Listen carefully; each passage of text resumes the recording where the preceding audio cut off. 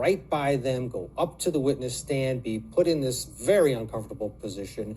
And it was front and center for this jury that this little 9-year-old was subjected to the horrors that we all watched on our phones when this thing went viral. She was actually there. Having her in person was obviously a calculated decision made by the state. Do you agree or disagree with them bringing it in, and how much of a boost does it give to their case?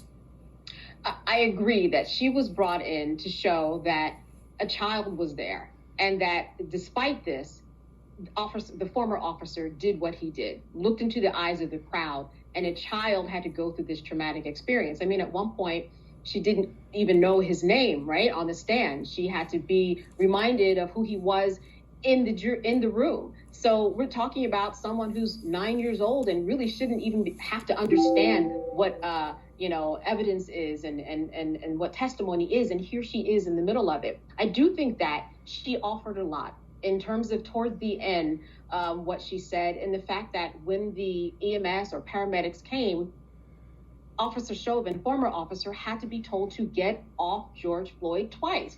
This does not sound like someone who was looking out for the needs of someone of George Floyd, who was sitting there screaming for his life, someone who didn't really care, someone who, as the state said during their opening statement, kind of just dishonored their badge of honor. And I think that that was important to hear, that she recognized that he had to be practically pulled off of George Floyd after 9 minutes and 29 seconds. So I think that that was high impact. Yeah.